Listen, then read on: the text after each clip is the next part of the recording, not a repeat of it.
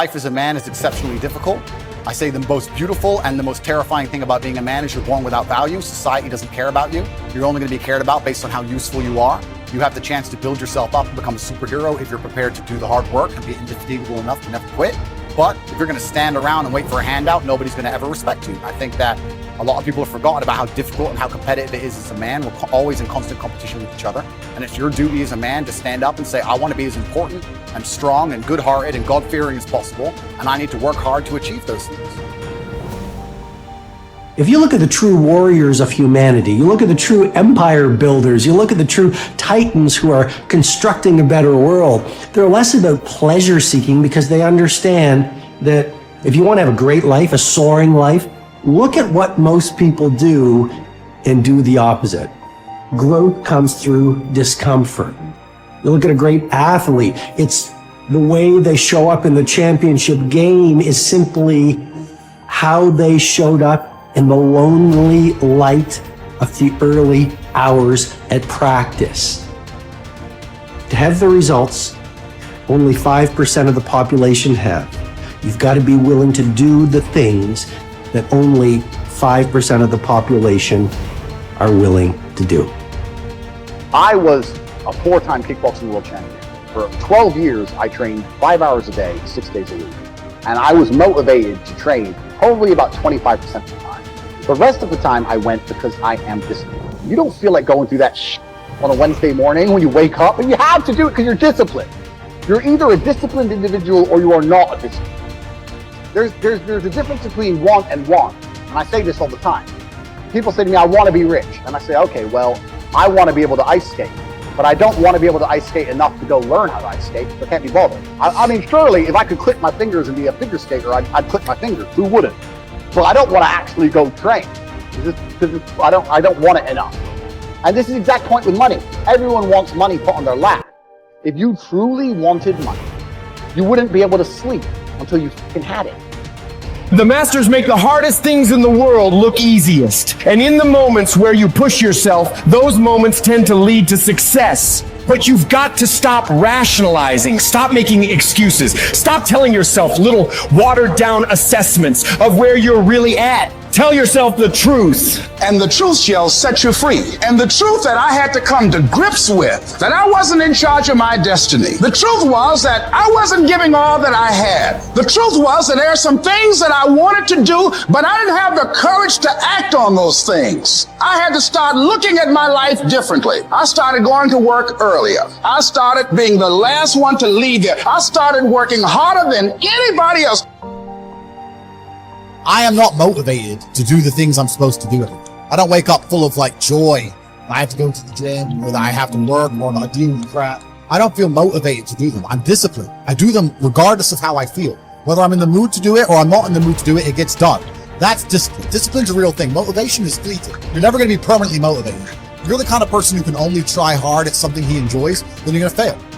If you truly want to win, you can't only want to win when you're happy, and you can't only want to win when you're motivated. You're competing against men like me who will perform even when it's raining, not only when the sun is shining. And if you're going to be the kind of person who can only do it in one of those scenarios, you are going to lose. You must be prepared to perform all of the time. I have a lot of people who message me and say, I struggle with motivation. My answer is simple. Then stay a loser. If you can't find the motivation to not be a loser, then I strongly recommend you just stay a loser, stay in your lane, stay out of my way. I have no time for people who cannot find the motivation to fix themselves and fix their own lives.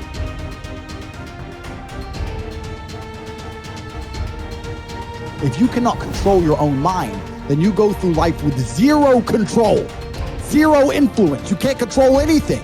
You're just a feather in the wind, waiting for life to blow you from happy place to sad place to happy place to sad place, completely hoping on the gods to be fortunate to you, because if any genuine discomfort comes your way, we're clouded with doubt, and we wonder why it is so difficult for us to grow into the best version of ourselves. We wonder why it is so difficult to climb that mountain, to get over that obstacle. It's because we are not looking at the opportunity with the right perspective. Break the patterns that have been leading your life, but you need to identify what the patterns are. I think sometimes we just aren't even aware It's just a pattern that's running. It's something that's happening. Maybe it's been happening for months or years or decades. We're not even aware. It's just become our identity. So when you identify the negative identity patterns that are holding you back, that's the first step. And you can start to really shift and replace it with a new identity, a new pattern that you can implement. What you do is you pick up your past and you embrace it. You understand it, you accept it, as I had to go through these things that I had to go through in order for me to get to this place today. And the evidence for that is that I did. You don't need any more evidence. You did. And then you toss it. You toss it. You embrace it and you toss it. And you merge into the now by giving up your attachment. Before you can do something, you first must be something. So you've got to be it intellectually. You've got to be it emotionally. That's like Solomon says, as a person thinks in their heart, the emotional man. Well, it's only a period of time then until it manifests physically. That's one of the first laws of the universe, is the perpetual transmutation of energy. Energy is moving into form, always. To form, moving into form, through form, back into form again. So we cause it all to happen the way we think and the way we stay locked into ideas. I don't think greatness is something you're born with, some mysterious power bestowed upon us by God. It's something that truly exists in everyone. I look at it as a superpower we all have, buried deep inside us. This tiny diamond surrounded by layers and layers of rock, the hardest rock in the universe. And every time you do something good, a piece of that rock breaks away. We control where awareness goes, we're controlling where energy is flowing. And if we're controlling where energy is flowing, we're controlling what's manifesting in our life. All I need to do is control where my awareness goes.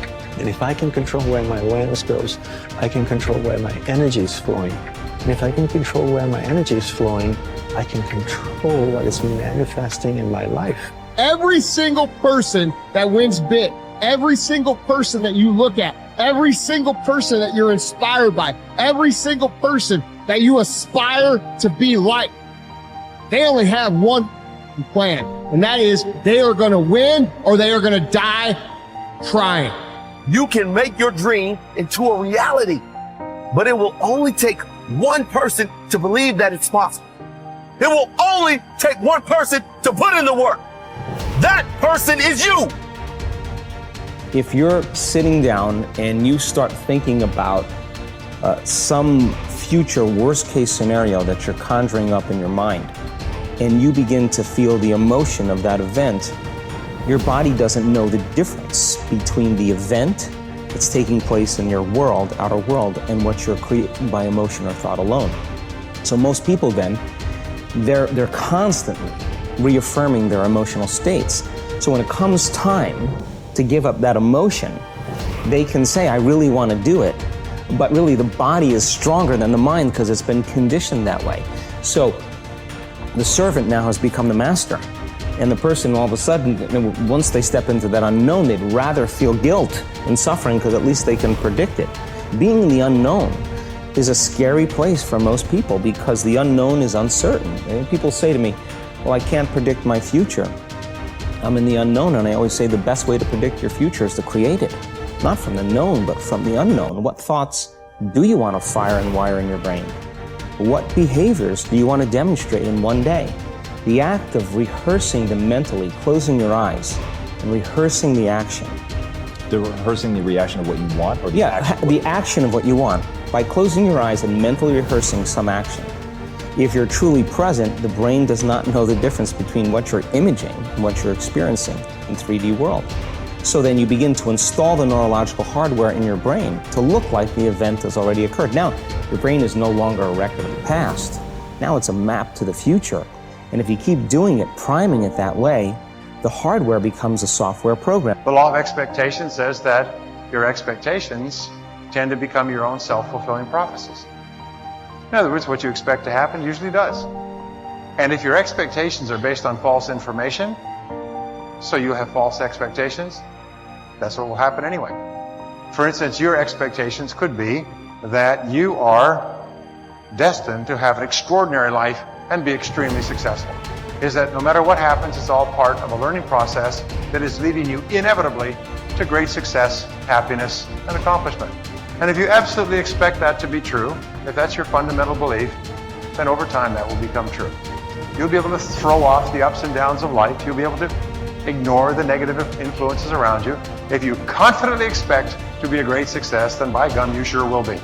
No matter what people tell you, you just say, well, it'll be all right. Everything will work out fine. And we know that an attitude of confident expectation is a hallmark of highly successful people. They just expect to succeed more than they fail. They expect to be liked by others more often than they're disliked. They expect to learn from every difficulty that they have. They expect to keep making progress. They just confidently expect it. And surprise, surprise, your expectations affect your realities. What you experience on the outside is determined by how you think on the inside. As they say, you are not what you think you are, but what you think you are. In the Bible it says, as a man thinketh in his heart, which means in his subconscious mind, way down deep, so is he. According to your faith, it's done unto you, and so on. Big picture thinking can benefit any person in any profession. When somebody like Jack Welch tells a G employee that the ongoing relationship with the customer is more important than the sale of an individual product, he's reminding them of the big picture.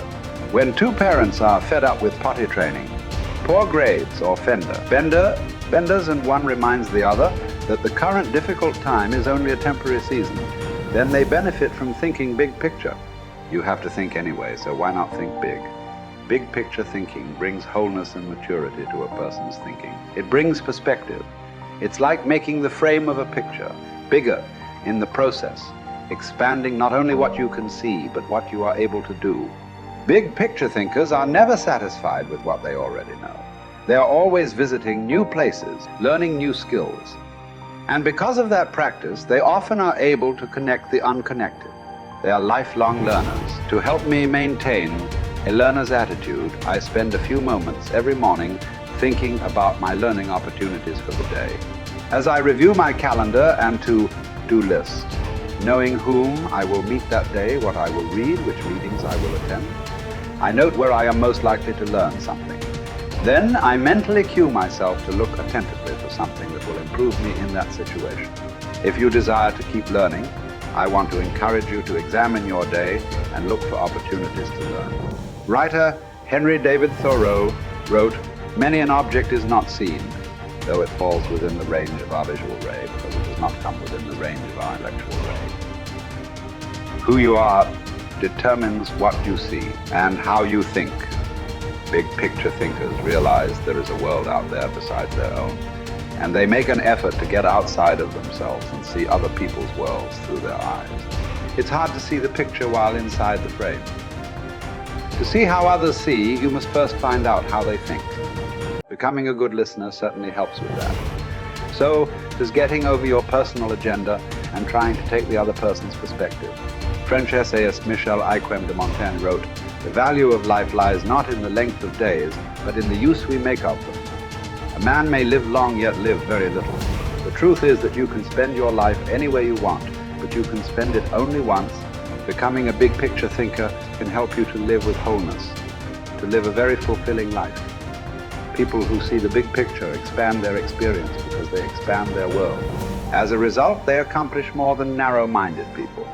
And they experience fewer unwanted surprises too, because they are more likely to see the many components involved in any given situation. Issues, people, relationships, timing, and values. They are also, therefore, usually more tolerant of other people and their thinking.